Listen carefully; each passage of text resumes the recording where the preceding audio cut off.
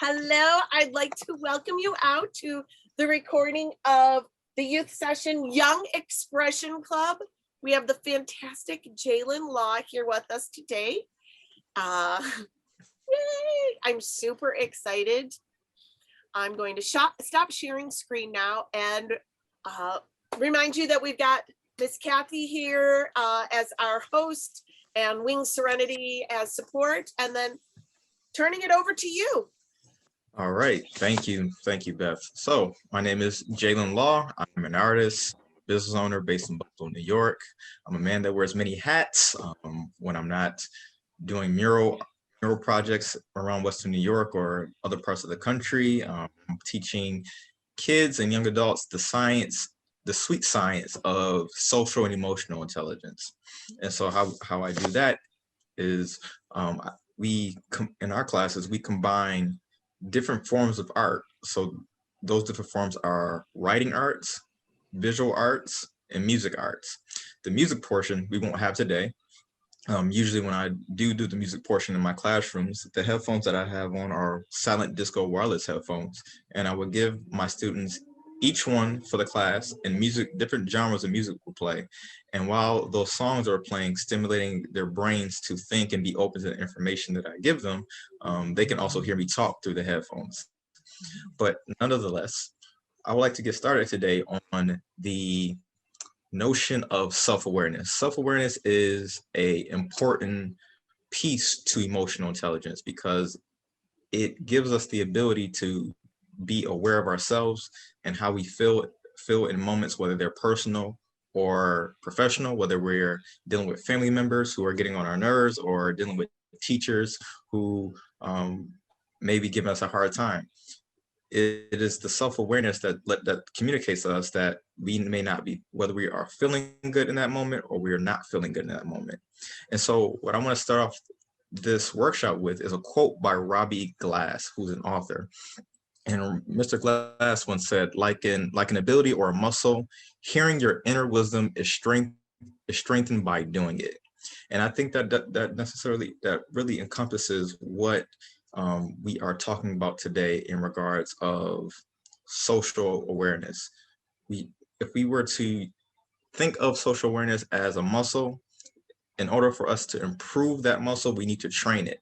And so how we train it, we can train it in different ways. And one of the ways that we're going to do today is through a unique art activity that I hope will teach you more about yourself, but also give you the necessary information about yourself to know how you should proceed when you are in certain situations.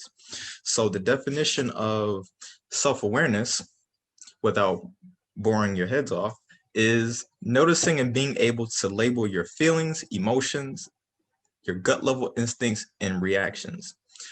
This information has played such an important role in our development since the caveman days. We needed to use self-awareness to be able to tell whether we were in safe situations or in threatening situations. Because if we didn't have the information, we were more likely to be harmed severely when we were hunting or whether we are farming or grazing lands. But in today's society, how we know that we have self-awareness, people with this competence knows which emotions they are feeling and why in the moment. They realize in the moment the links between their feelings and what they think, do, and say. They recognize how their feelings affect their performance. And most importantly, they can tell in the moment when they are getting upset. Now, on the opposite end, when people are lacking, they may receive messages from their bodies such as chronic headaches, lower back pain, neck, shoulder pain, sweaty palms, or anxiety attacks. Now, these are some of the physical and emotional and even mental manifestations of how lacking self-awareness information about ourselves can cause problems in our relationships internally and externally. Another example is often feel stressed and out of balance in terms of their work life, health, and family life. So these are some of the few examples of how self-awareness shows up in our lives. So from here, what we're going to do today in this software, in this exercise, is we are going to focus on an activity that deals with identifying our positive side and identifying our negative side. And how we're going to do that is you're going to need a piece of paper, you're going to need a pencil, a pen. If you have color utensils such as markers, color pencils or crayons, you can bring those out as well. Paint if you feel adventurous. but for this exercise, just to stay respective of everybody's resources, I'm going to be using primarily pencil and marker, black pencil and black marker. And so what I want you to do is we're going to create our own mask on our paper. So here I have is an 8x10 canvas. For you, you may have an 8x10 or 8x11 piece of paper. And so what we're going to do is we're going to the best of our abilities, draw a very large circle around our paper or canvas. So you want to draw as large as possible so you can have enough room to add in your designs, your patterns, your words, and so on and so forth. The beauty about this workshop is that it is non-judgmental. I'm not expecting you to be the next Michelangelo. I'm not expecting you to be the next Picasso. So it's all about expressing yourself to the best of your ability. All right, I see we have it. Awesome job. We are making good on time. From here, what I want to do before I proceed into giving another example, what I want you all to see is I want to show you a few examples of some students that I worked with in the past who did their own mask. So my friend Hector here, he did a rough draft of his mask, and his mask he did two sides, positive, negative, but he didn't necessarily use different symbols or drawings for his example. He used words, and he used different fonts or different lettering designs for his words. So this is just to give you an idea that how far you can let your creativity go in terms of expressing who you are to you. Another example, and then we will move forward, is one of my other students. And instead of doing a face, a big circle, which I should have communicated before, but whatever, we're gonna keep it moving. She used her face in the terms of a light bulb. And in that, I don't know if you can see, I'm gonna see if I can, okay, here we go. And inside the light bulb, she made puzzle pieces. And so each of the puzzle pieces carries different words that she describes herself and where she's at in her life.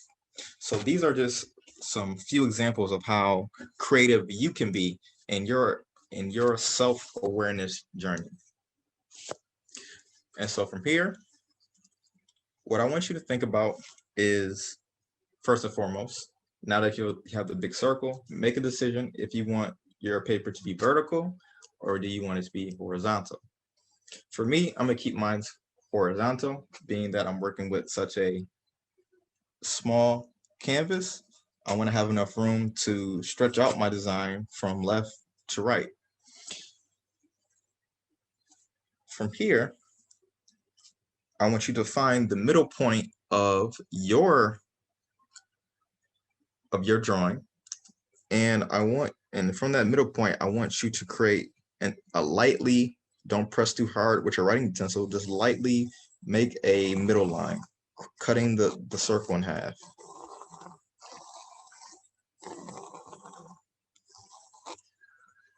Now, this middle line is going to act as our measurement of how much space we have between each circle, but also is going to act as an indicator of which side we're going to choose as our positive side and which side we're going to choose for our negative side. And so the definition, when I say positive and when I say negative, the positive side is the side where are all of our strengths, the things that we love about ourselves, that we know that things that we know that we're very talented in, things that compliments that we've heard from other people in our lives that have told us that we're talented in that area. We're going to encapsulate all of that on one side of the quote unquote face or mask. On the other side, when we say negative, negative is the side of the things that we tend to avoid about ourselves, or things that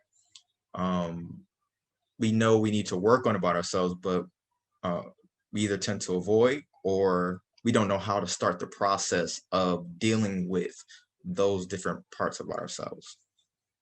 And so for me, in this example, I'm going to put all of my positiveness on my left side, and I'm going to put all the negatives on my right. So it can be totally different for you, but this is where, for the case of this example, this is where I'm going to go with it. And so from here, what I want you to think about is, I want you to take a moment to reflect on just a minimum of 10 different words that you would define your positive side to be. Now, those words can be things that you define yourself as, or even words or traits that other people have defined you as, to help give you a start on what direction you want to go. For my example, what I'm going to do is I'm not going to use a lot of artistic drawing symbols. I'm going to use a lot of word art in my concept. And from here, you have free reign of how you want to express that. There is no set structure on how you should express yourself to you. So I'm going to stay silent for a little bit, and we'll begin the drawing process. Do you want me to play some like music, low-key music? Oh, yes. Yes.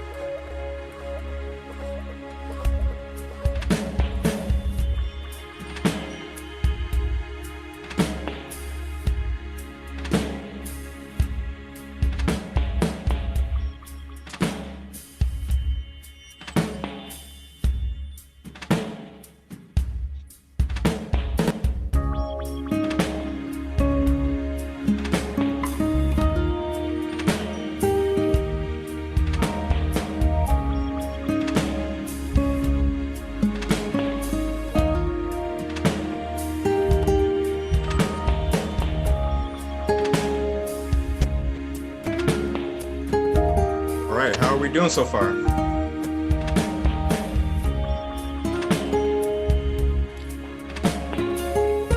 I'm loving this. Okay.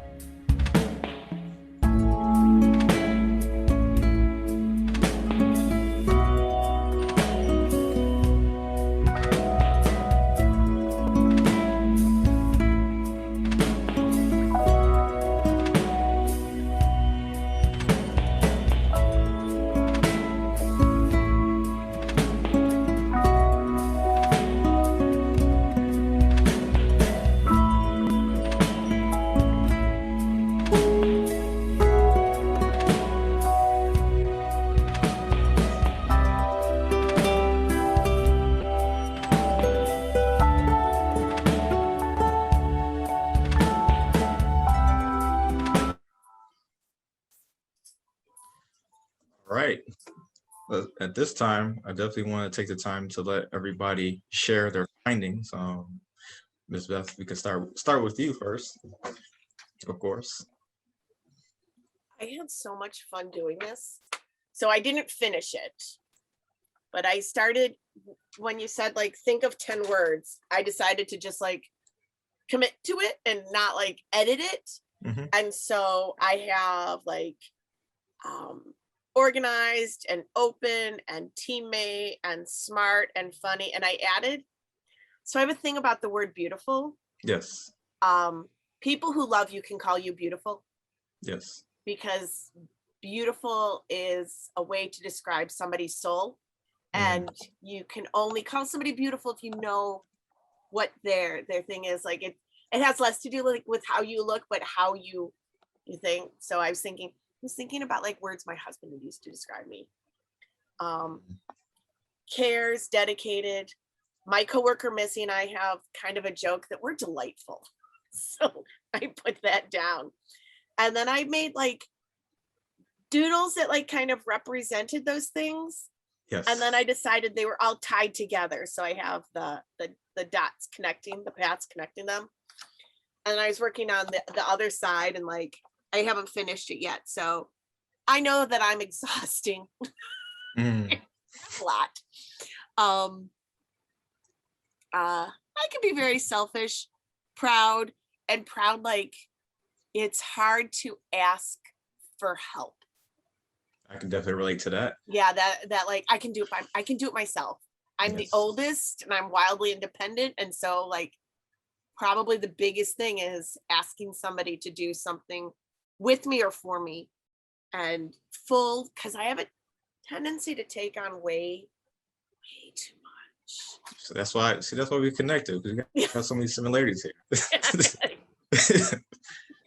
We're twins. So thank you. So that's mine. Thank you for sharing. Who would like to go next? I'll save myself for last since I'm leading the class.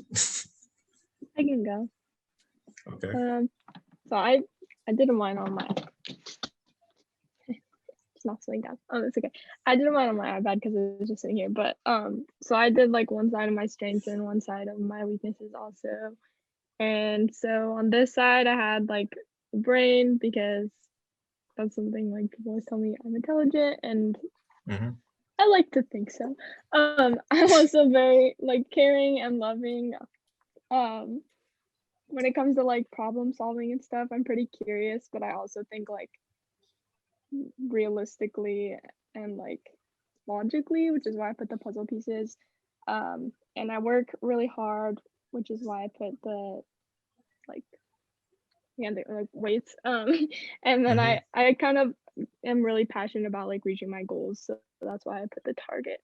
And then going over to this side, I would say like one of my largest weaknesses is just like I'm kind of shy and like quiet, so that's why I put my like the mute volume. And with that, like I get kind of anxious in a lot of situations, especially like social, so that's why I put like the alarm, because that's kind of what it feels like in my brain when I start getting anxious.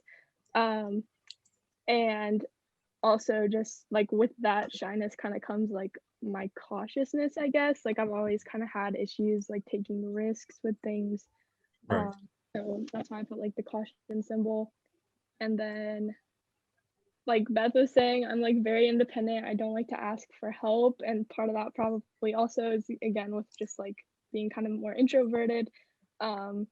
But because I'm like so independent and I know that I can get things done myself, I'm also really stubborn, which is why I put like these little lightning bolts. Like when I want something done a certain way, it's kind of hard for me to like loosen up the reins or not try to take control of situations. So yeah, that is my drawings.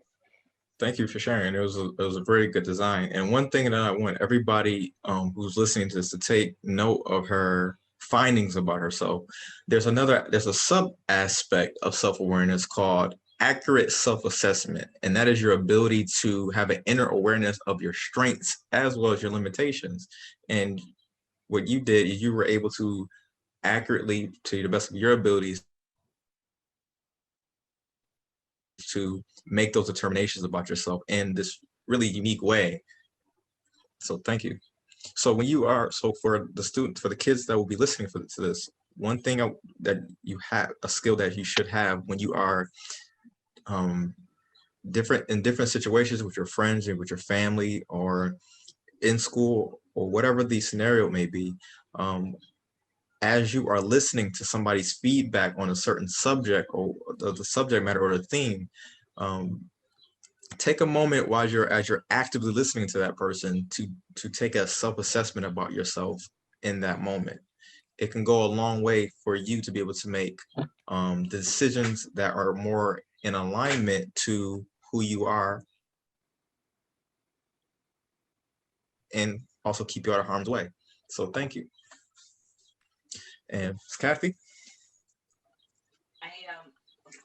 I thought we were going to break, so I only did the positive, which doesn't mean that I have no negatives. Not at all. I just didn't get to those yet. That's fine. So I certainly could talk about that, but I am not so much a drawing person. I do not see myself as much of an artist, but so I just went with words. And like Miss Beth, I just went with words, and I was going to write them down on a list first, and then I'm like, nope, just start. And so I started with faith, because I know that's a really big part of my life, and it drives me and gives me hope. It really helps me find meaning. And so I did words, and then if I could, a little sketch of something, or just doctored up the word a little bit. And then my next word was creative, which got the little amoeba blob and dots around it. Because that's a gift that I think I have and I'm trying to grow. And then I'm most proud of my little flower here for learning and growing. Okay. That is something both in creativity, in everything I'm doing. And there's a lot of change in my life right now. And so I'm really trying to find ways to keep growing and learning and constantly be curious about new things. Then let's see what else. Oh, I have loyal. And that was supposed to be a puppy dog. Once upon a time, I knew how to draw the little puppy dog face, but I was using a marker that wasn't so great for that. So it turned out really strange looking. And I'm not really sure that my dog is loyal, but in theory, dogs are loyal. So hardworking, a really bad hammer. You see why I just gave up on the sketches. You just had to go a little bit bigger, and it would be easier for you to draw them out. Sure, go with that. That's a good theory, Jalen. Hey, strong I'm here with for a you. really bad barbell. And then generous, I was thinking about like even some things that have happened lately that I'm like, I am really feeling called to just keep giving more of my time to. Dedicated and determined, my D words. Those are words that I did an activity actually last year from this conference and asked people to send me their top words that describe me. And I'm pretty sure that determined and dedicated were two of the top ones. So they made their way on here. And smart and caring. So those were just my little reflections. And like I said, there's plenty to be filled out here. I'll say the biggest one, I don't know how I would draw this because it's almost like my whole diagram. There's a lot in me, and this that feels more negative, that like a lot of me that feels kind of opposite. Like sometimes I feel really outgoing, but then I know there's a really shy, quiet side of me. And then other times I feel really decisive, and people would say, I'm really, Kathy, you're a really strong, determined person, but inside I feel really undecided and confused. I come across as really confident, but other times inside I don't feel confident at all. So this gesture is all on that other side of like really trying to figure out who I am, which side of me. And so I really like the idea of the sides of this mask. Which side of me am I showing? Which side of me am I acknowledging inside? Thank you for sharing. And most definitely, this is why in terms of the emotional intelligence program, we like to leave it open to play to everyone's strengths and comfortability in terms of how they express themselves. So there's one side of it where you can draw, and there's one side where you can write. And I really appreciate you taking the extreme side as opposed to all of us who did more symbols focused.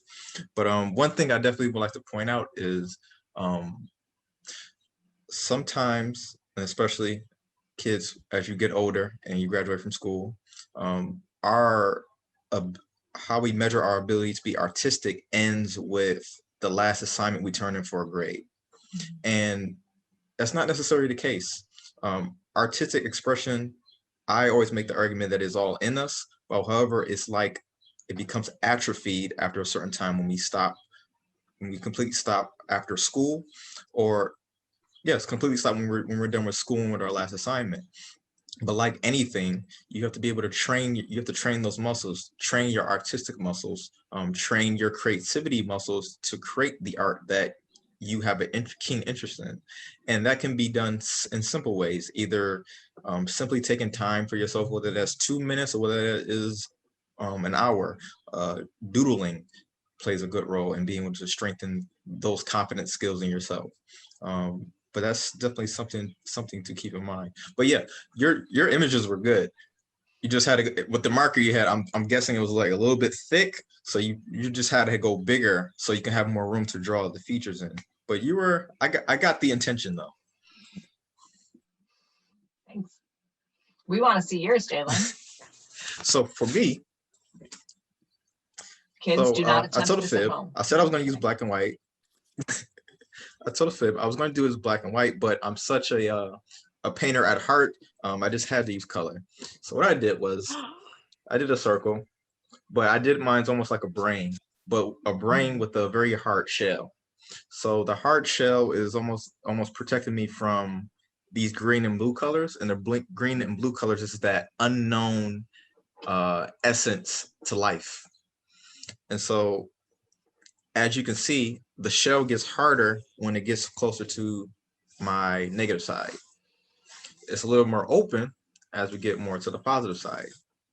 So on my left side, the positive side, I wrote different words following up with you, Kathy, and I did puzzle pieces because the puzzle pieces on the left side, they're a little more structured. You can tell they're puzzle pieces, but as we get to the shadow side, they become blurry, distorted, fuzzy, almost blobby, which is what I was trying to go with. So on the positive side, adventurous, teacher, like I'm doing today, confident, kind, ambitious. I try to write it in almost like a Morse code way. Thoughtful, artistic on the outskirts, calm, and creative. Oh yes, and right here, thinker.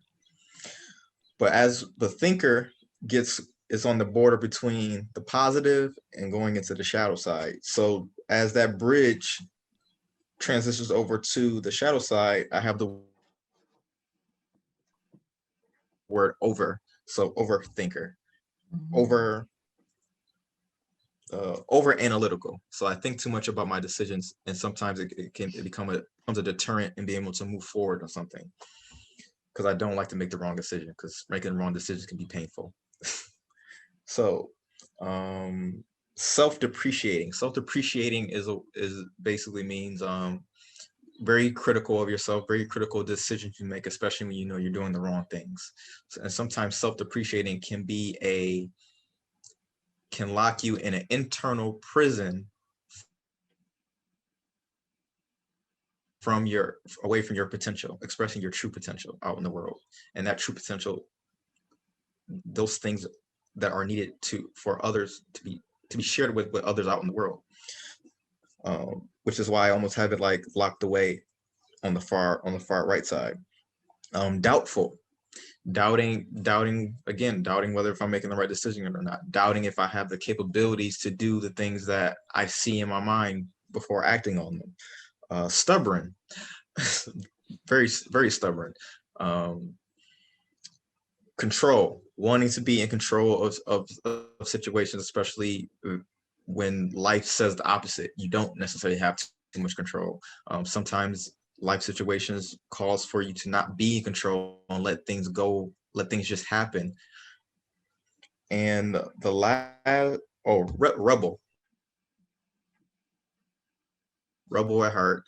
Definitely if it's for the right thing. But sometimes my rebelliousness, called like my fiery side, can go against me, because like fire can either be used to cook a good meal, or it can burn a house down. So you definitely want to be mindful of that if you have a rebellious side about yourself. And the last word that I wrote is vulnerability. Vulnerability, the ability to, which is, I'm expressing vulnerability now because it takes practice. Just like having the ability to practice your self-awareness takes practice. You have to develop the skill, but it's still something that is a work in progress for me. Being vulnerable to even talk to you all today about this type of activity, being vulnerable to deal with the uncontrollable parts of life, and going with the flow of things, and not allowing myself to always be in control. So these are definitely things that these are definitely traits, and these are definitely traits about ourselves that we are now aware of. But now that you are aware of, you are no longer, whether it's positive or whether it's negative, especially the negative, you are no longer a slave to those things. You now have the opportunity to rewrite your own story. So when you recognize, especially on the shadow side, if there's anything here, take note of the things that you need to actively work on to be the best version of you. if there's some things on the positive side that, it's positive, but it doesn't fit, the story of who you need to be in the next year, the next 5 years, or the next 10 years, treat it like a dictionary.